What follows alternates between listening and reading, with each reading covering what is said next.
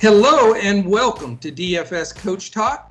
I am Joe Sarvati, affectionately known as Coach, and I am joined by the one and only Mr. GPP himself, Andrew Hansen. And we are here on this Saturday night, August 29th, to go over the three-game NBA slate for tomorrow, Sunday, August 30th. And we want to give everybody enough time to absorb it because it is an early game tomorrow. So how are you doing, Mr. Andrew? I'm doing well, Coach, and I'm smiling even though we put two lineups out to our members and the one that you constructed is in first place and the one I constructed is not, because that was the goal. We wanted, yes. we nothing in between. Nothing in between. We naturally had two different builds. And yours, and we said on the podcast, the goal is for one of them to crush it. And yours is right now. You're in a big contest. You're in first place. So we'll see what happens with the late game. They're just tipping off. But I'm excited that yours paid off. You know, the Orlando kept fighting. You had a lot of guys from the Orlando-Milwaukee game. And I went, with the GPP lineup. I got Westbrook. He got his 13 shots. He had plenty of minutes with 9 minutes to go in the game. But it was a blowout. He was rusty. He didn't play well. And Shea was an absolute mess. The guy looked like he'd never played NBA ball before. With his three-point shot looked like an ugly set shot. I mean, he was just lost out there. So, it just didn't work out with the GPP lineup. But the cash lineup, the hybrid, as we call it, was terrific. So I hope you can finish it off. Well, thank you. That's very nice of you. And again, we have different takes. Sometimes, one of us is exactly right. Sometimes the other one is, and then sometimes we're on the same page, and that can pay off as well. But this is just one of those scenarios where the game scripting, having an extra day to sort of break some stuff down, made a lot of sense for me and really helped. You could definitely see a lot of the things we discussed yesterday, like the Thunder players, especially Paul and some of these guys that have been so embroiled in this, are we going to sit out and protest or play, and then they have to take a vote, and all of that stuff makes a difference. So we tried to sort of dig in on that. Orlando playing their guys, real gutsy, Augustine hitting some shots, and I'll tell you, one thing I've really been focusing on, and you'll know this for sure, is really trying to take the veterans in this situation, because it's usually the young guys that just, for a better term, poop their pants because they've never been in this situation. It's the NBA playoffs. It doesn't matter if they've played in high school state championships or the NCAA tournament. This is a completely different level. And we've seen guy after guy. And, unfortunately, Shea falls in that same thing. He's never been in this situation. He was a youngster with the Clippers, sort of end of the bench role initially, and now just been handed an important role on a team for the first time in the playoffs. And you're going to have inconsistencies with that. He had two bad games, the first two, woke up the second two, and then laid an egg today. So I think, the takeaway I get from this, and knock on wood, I'm not counting any chickens before they're hatched because I need to hang on in these tournaments. But, the takeaway is, to continue to watch what's going on in the background and in the bubble. And if you think you're going to get any of those takes or fades by throwing stuff into an optimizer, it's not going to happen. I agree. Optimizers are great when you have a true sample size, when it's a scenario that is a normal scenario, which nothing's normal right now. That works. So I'm not trying to bash any of our competitors out there. For the 150 mass entry guys that want to optimize, it's a great way to do it. But if you want to be in a position to have an 80-point lead to the guys that have two players left in a contest where no one else is around you, you have to be able to look and dig into some of these things and come up with some contrarian plays that, although aren't going to be popular, that you stand by your guns on. And and that comes with not just playing those guys, but fading those key guys. So again, it can always go both ways. I'm not certainly being boastful, and I haven't cashed anything yet tonight. In a good spot, but still have to finish it up. But the thing I'm excited about is that our listeners we got such a great response, Andrew, and you did a terrific job last night. But the whole response we've gotten is very overwhelming to yesterday's podcast, positive, of liking sort of the introspective way we went into looking at this entire slate, and that makes me happy. I love the fact that people are getting something different here, and stuff that pays off that they may not have found anywhere else. So just again, it can go either way, but when we do get the breakdowns that make sense and they play out that way, and the game scripts, I mean, we almost absolutely nailed the exact amount of minutes for like 4 guys. We're going to have Leighton post a few of those things on Twitter, because it's just, it's no fun when you say, hey, this guy's going to play, 18 minutes and he plays 32 and smashes you or whatever. But when you do nail these and you have a group of them that you hit, it makes you feel good, because at least some of the time you're doing the right stuff. So Anyway, long-winded, but I appreciate you bringing that up. I'm excited for this slate, man. We've got 3 games. They're going to be exciting games tomorrow, and we have an early start, 1 p.m. Eastern. So we're getting this out earlier than we normally do, so you can listen to it Saturday night, or anytime late in the night, early morning, or before the starts tomorrow. So we are going to dive into this so I can complete my sweat. I feel like doing the meme sweat, where the water's just pouring out of his face. Who's that? Who is that? The guy that wrote Get Out and stuff. That's the meme that I always post. I can picture it. I just Jordan don't know. Peele. Jordan Peele. Okay. Yeah. So anyway, you guys will know what I'm talking about. All right, before we jump in, quick thank you to our presenting sponsors, mybookie.ag. It's the place to go for all of your sports wagering and casino action. By using the promo code CoachTalk, all one word, no space, you get $1,000 match on your first deposit. So you get all of that as free play to go after it, and you get a free $25 match play just for using the promo code CoachTalk. Same promo code for TVG.com.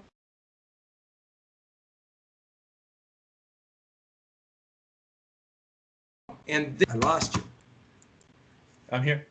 Okay, my screen went blank. I guess I'm back. You can see me okay? Yeah, you're not moving, but I can hear you. That is so bizarre. Well, maybe I'll kick back in. I guess I'll just freeze like that and keep talking. But anyway, TVG.com, it's a $300 risk-free bet. So go to our website. It's weird seeing myself frozen there. You could draw ears on me, or devil ears and a mustache. And it's a $300 exclusive. So it's TVG.com. Put in the promo code CoachTalk.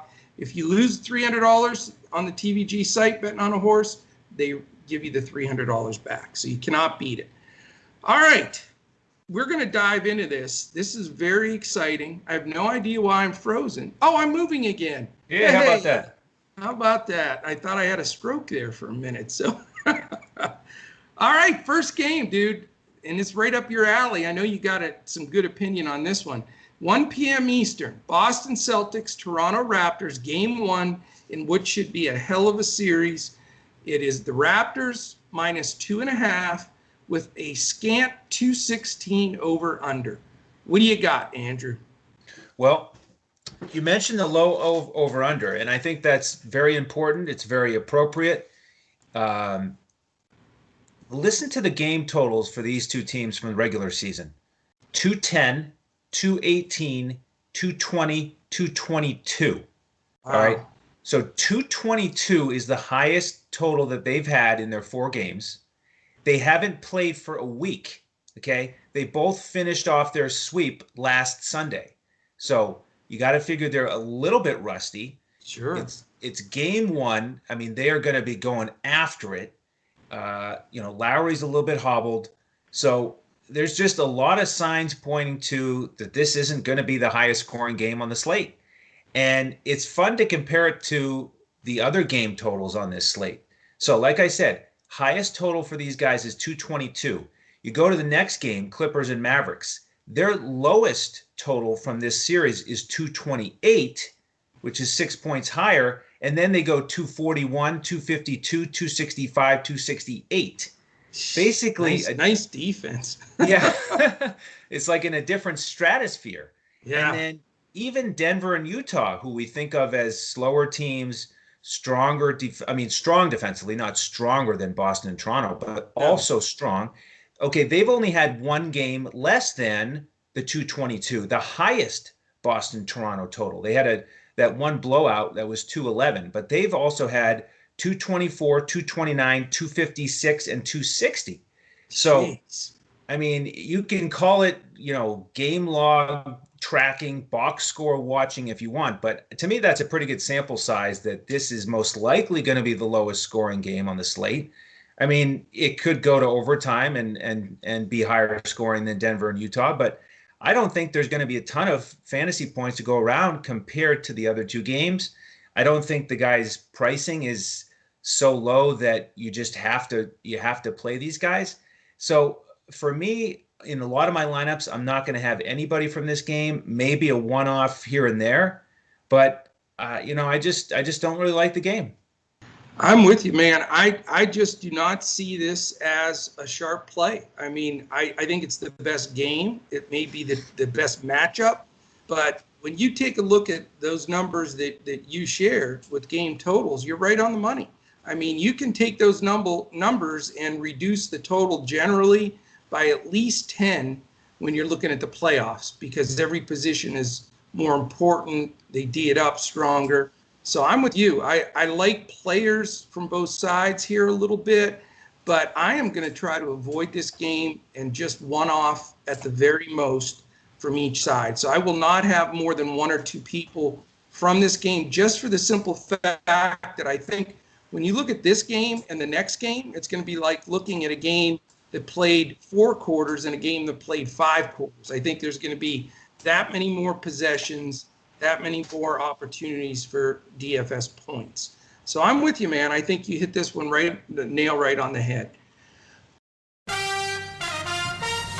Summer is here, and sports are finally back, which can only mean one thing. It's time to get back, relax, and make some cash. Everyone has to start somewhere, which is why you want to get off on the right foot by choosing an established book like mybookie.ag.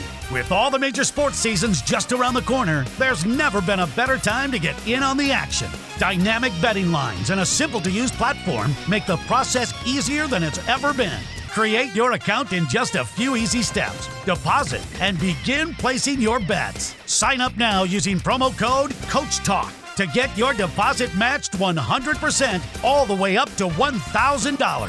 Plus an extra $25 free play. That's promo code COACHTALK. Use it to score yourself an extra piece of the pie. With MyBookie, you bet, you win, and most importantly, when you win, you get paid. All right. So since we're basically skipping that game, obviously these two games are going to be important. The second game is mid-afternoon game, 3:30 p.m., and it is the LA Clippers against the Dallas Mavericks. We know why KP sat out, so all the nasty stuff about him being a wimp that we said, I apologize for. He has a torn meniscus, so we're going to be without him. But the line in this game is the Clippers by 10.5. Big reaction. It was a 5.5, if you remember, early on, the first game. So I think because the Clippers won by 100 last time and KP's out, that line just jumped way up. Not a good sign for the Mavericks, though. But as you mentioned, 238.5 over under. So obviously, this will be the stack game, just sort of like, the public was wanting to stack the Rockets and Thunder today. I think everybody's going to jump on the Clippers Mavericks bandwagon as the game to stack. Are you going to go with the chalk this time, or are you going to reverse your direction? Well, I think I will have plenty of exposure to this game. The question is, how much of a full game stack is it? Because I I really like Murray and Jokic in the next one, and they're obviously expensive players. Right. So it's not probably not going to be a full game stack in my primary lineup. I do like Paul George here with the price savings. They're very significant compared to Kawhi, and he finally showed up with 35 points in only 35 actual real basketball points in only 25 minutes. So, he really broke out of his slump. He's 1,800 less than Kawhi on DraftKings, significantly cheaper on FanDuel. So that's important. I think for my first lineup, I am going to go with Paul George, get some exposure to Kawhi, but I really like the price savings. We've got some news with Pat Beverly upgraded to questionable. Yeah. If he plays, then I'll probably avoid Beverly, Jackson, and Shamet. If he sits, I do like Reggie Jackson again at 3.8 on DraftKings. He's outscored Shamet the last two, and he's given us about 6x 2 games in a row. So he's more comfortable scoring off the bench. So you could go there for a value play. Why don't you tell us about the Mavs side? What's the latest with Luka? Is he going to be back in form? Yeah, he's fine. I think these couple of extra days rest were really helpful to him. From my understanding, he's a complete go. No restrictions whatsoever. It's an elimination game. So, it's they got to step up and get it done. So I think he's a full-blown play here. I really do. In fact, in this game, if you go about 7 miles east of here in Dallas, you come across a place called Stack City. Oh, yeah. And that's where I'm going. Okay. You're going to go. Are you going to drive over there and just set your lineup when you're inside the city limits? I am. I'm going to take a drive like our man Brenton was out hiking in the wilderness and had to go over the Washington-Oregon line, I believe, or something to get his DFS lineups in. So, hey, if he can hike over the state line, I certainly can drive over there. So, yeah, I'm going to try to do that, man. But yeah, you know what? I as opposed to today when I was contrarian and didn't like the chalk stack, I like it here. I think it's just such a standout from the other two. And I get it that Denver and Utah have been scoring a lot, but it's mainly been Murray and Mitchell. They both had over 51 game, for God's sakes. Right. So, I just like the potential in this game for the Mavs to hang around. I think they'll hang around enough that, Doc's going to want to get the Clippers guys enough run. They've had a few extra days off. I think this is just a perfect game to take Luka and take Kawhi. And then if I can fit George in, if I'm really going to fade this last game and want to put George in, I haven't made that decision yet. If not, I do like some of the ancillary plays here. I mean, Burke crushed it for us last time. I think Curry is a possibility for a secondary play. I think from the Clippers side, I really don't want to get in that mix with guard, especially every time Beverly's questionable, he ends up playing and screwing up that whole rotation a little bit. But, I think you can look at Zubac and, the guy that smashed for me last time, even though it was in mop-up time, is Montrezl Harrell. He did get some big numbers. And then I also like Lou Williams. I mean, how can you not? When he's, on fire, it's all over. So if I'm hoping the Mavs can hang tight enough, similar to what the Magic did today with the Bucks, enough that we can get a real good full run with Luka going down with a big fight in like 65, 70 fantasy points, and then force the hand of Kawhi and some of these other Clippers guys to do well. So, yeah, I mean, I'm probably going to have, honestly, 6 out of my 8 guys come out of this game. And then on FanDuel, just slightly different. But I love this game. I think it's got great potential. If it blows out by 50 like the last one, then we're up a creek. But I'm willing to take that chance. Yeah, my first build on DraftKings, I have 5 guys from this game, including Luka, and I just cannot afford Jokic in that lineup. Right. And I think that's the real key decision. Do you want to play Luka or do you want to play Jokic? And then over on FanDuel, my first build is the opposite. I've got Murray and Jokic in there, and I can't afford Luka. So, that it may be that I end up sort of 50-50, Luka in half my lineups and fading him in the other half. Yeah, I mean, there's a lot of things that can happen here, but I think that it sets up for a high-scoring game, like most of them have been, and hopefully, it's almost better that they're able to game plan without Porzingis. Is he going to play? Isn't he going to play? Is he going to get limited minutes? Not any at all. Now we know what's going on. They may have known this all along and not told anybody. We don't know if that was a ploy or they didn't test it until they figured out it's torn.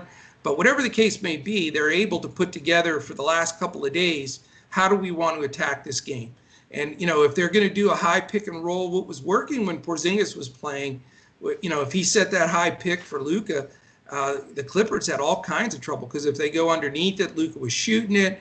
If they tried to go over it and stay with Luka, Porzingis would either roll or pop for the 3. So they're going to need somebody to be able to step out there and do that. And, whether they do it with Boban, he's not going to have the same effect popping, obviously, or if, they're able to maybe get Maxi Kleba, more than likely that's what they'll do because he can hit the 3. The only problem is it's a lot different when his 6'10" body is going to the, roll into the paint and the gigantic 7'3" Porzingis. So, that's what I'm a little nervous about, but that's sort of the what I think they'll try to do because the Clippers really haven't had a great answer for that. Now, a part of that is because Beverly's been out. He's the best at defending that pick and roll in the entire league at point guard statistically.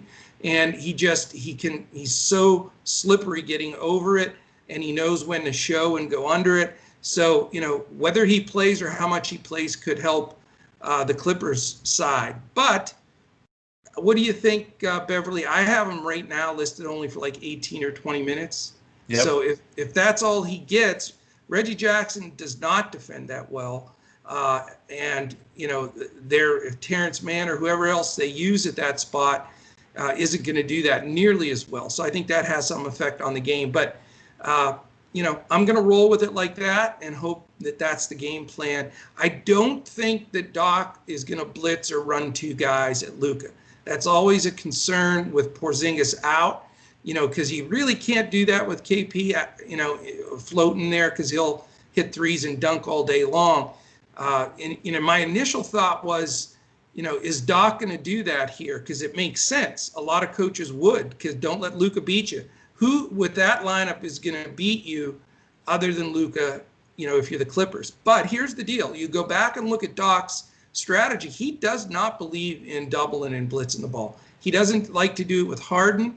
Even though he's a great coach, he has not followed that same pattern as Spoelstra and the Boston coach and some different coaches that use that strategy in play. So just, based on historic of the way Doc plays it, I think he's going to play Luka more straight up. He's going to say, hey, I've got the best defender in basketball in Kawhi. When Kawhi rests, I have the second best defender in Paul George. They probably are the 2 best perimeter defenders in the league. So, it doesn't make it easy for Luka, but I believe that he's capable one-on-one with anybody to score. If they're not running that double and taking the ball out of his hands, I'm going to stick with him. Okay.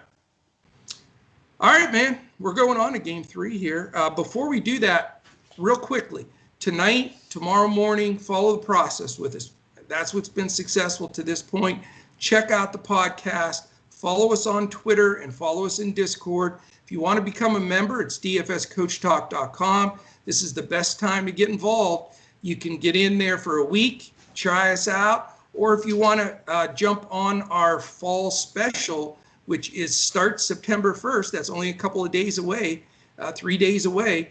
That runs until the end of December. It's only $199. It encompasses the entire football season, and you get everything that we offer. We don't have specific sports. You get the main chat, all of our sports, NBA, MLB, NFL, and PGA, and you get our full lineups on FanDuel, our full lineups on Fantasy Draft, and what's now becoming very famous, our coach's clipboard, which is a real solid pool of players with a core that we highlight that we feel you should build your lineup around. So, so far it's been fantastic for us. We've had a lot of good success with it.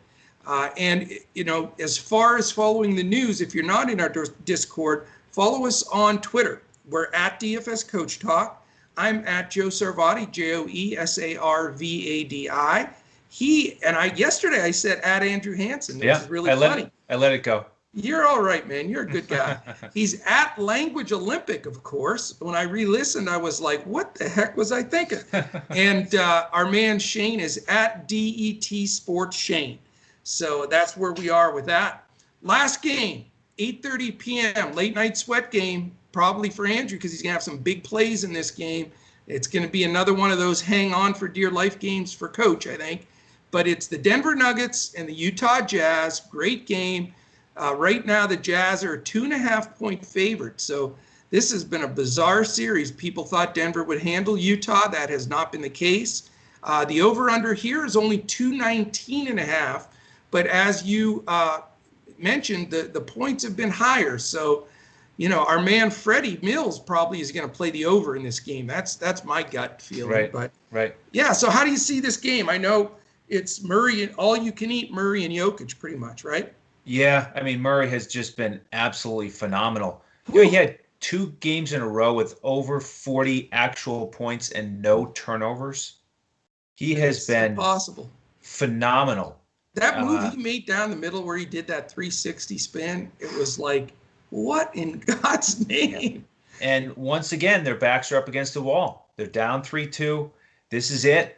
He has been priced up a little bit, but I think he's still worth playing. So he'll be out there for me.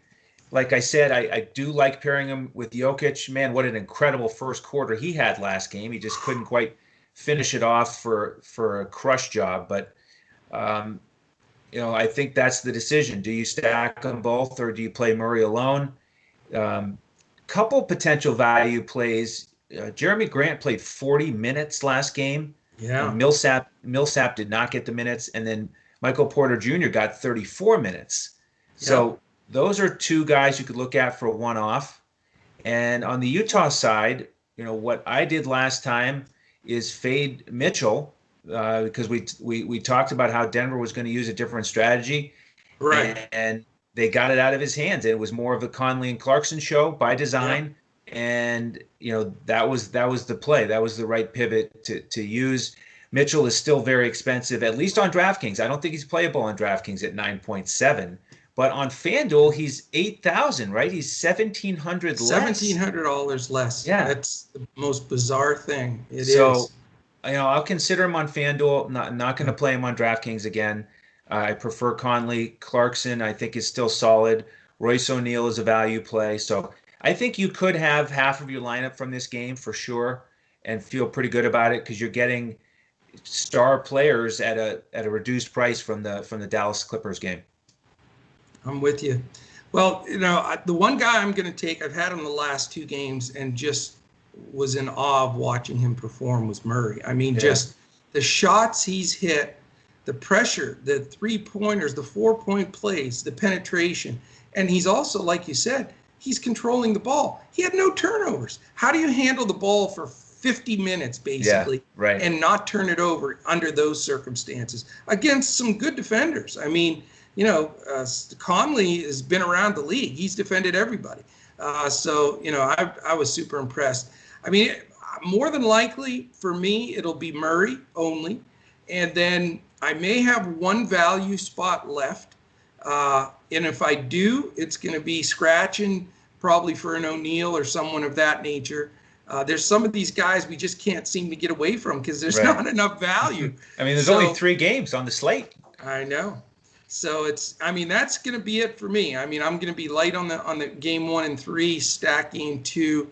I do have a few value plays that I'm going to mention in Discord. I may even do that this evening as well. And you know what we should both do tonight too? I feel like we're going to hit. I'm so frustrated with some of the golfing that I'm going after this final 4th round. You can play it on DraftKings. So if you do play PGA and you want my cash lineup, and I'm speaking for you, Andrew, so it's up to you. But if you want to put a GPP lineup up as well, maybe we try to snatch the triple header tomorrow and sweep basketball, baseball, and golf. Why not?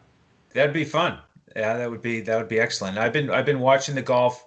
Dustin Johnson was my core stud, and he's finally risen to the top. He's right there in position to win it. So I'm hoping a lot of my lineups kind of continue to rise up. Henley was big. He's around the top 10 now. So yeah, we could finish strong on Sunday. I think so. It's fun watching it too. Although we're going to be trying to watch everything at the same time, so it's going to be hectic. But it is always fun watching those guys just scratch and claw to try to make par. It makes you feel good when you go out there. And, it's sort of how instead of 30 under like last week, literally, he was 30 under. So, yeah, it's a lot more fun. But anyway, wanted to mention that. So, definitely jump in our Discord with us. We've had some really cool new members, too. Lakers fan, and I could go through the whole list. We're going to do that at the end of the month here, which is only a couple days away, because we're going to have our drawing.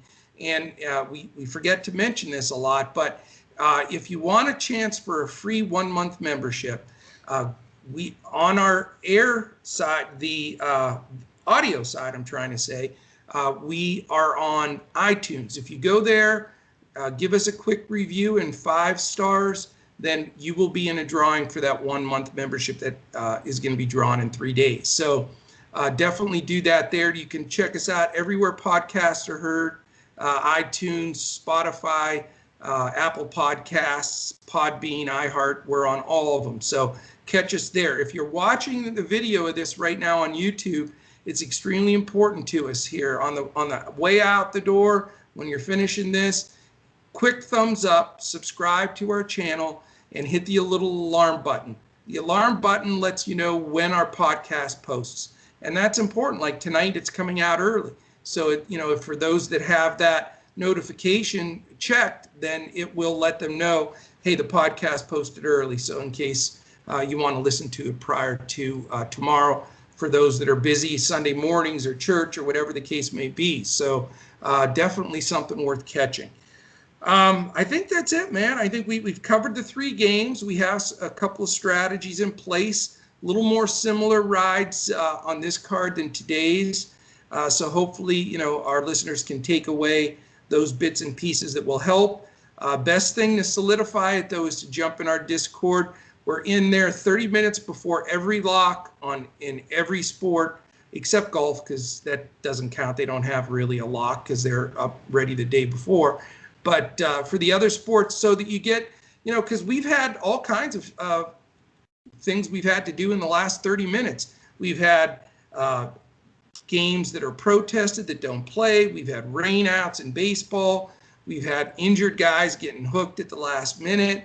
Those things can make or break a slate for you. So, if you can't, I've always said this to everybody, if you can't ride out Discord in the news of what's going on the last 30 minutes before lock, you shouldn't really be playing basketball or baseball or even probably football, because that stuff gets decided, things get changed, and 1-0, you're dead. So best thing to do is catch that, listen in, and let us help you take some stuff down.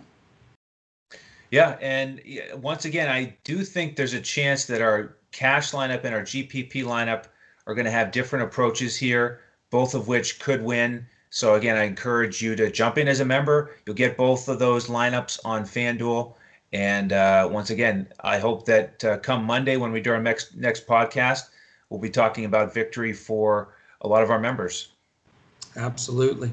Do we not have a podcast tomorrow? Well, Sunday for the Monday slate. Oh, I was going to say, okay. Is there a day off I didn't know about? No days off here. We're in the bubble. That's exactly right. All right, fantastic. Well, also our charity of choice here, mambaon3.org, MAMBAONTHREE.org. It is a wonderful charity set up by the Bryant family. All right, condolences too to all the losses, man. Coach Lute Olson, I was a big fan of his. I've heard him speak at several conferences through the years, coaching conferences. Fantastic, man.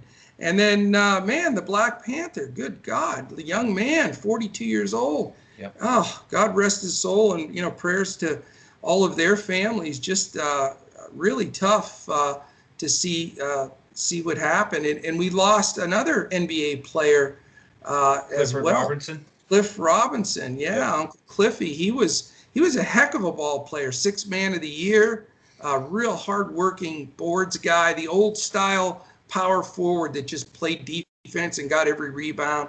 Very, very young as well. So unfortunate. Blessings cherish every day. You do. There's nothing guaranteed. It's just amazing. So good wishes to everybody out there, though. Enjoy your Saturday evening if you're catching this early. If not, let's have a fun sweat on Sunday.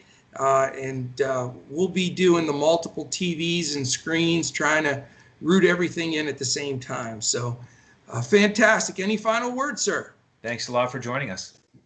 All right. Terrific. We really thank you for spending this time with us. And of course, we'll be back like always tomorrow as we'll look to crush it in DFS.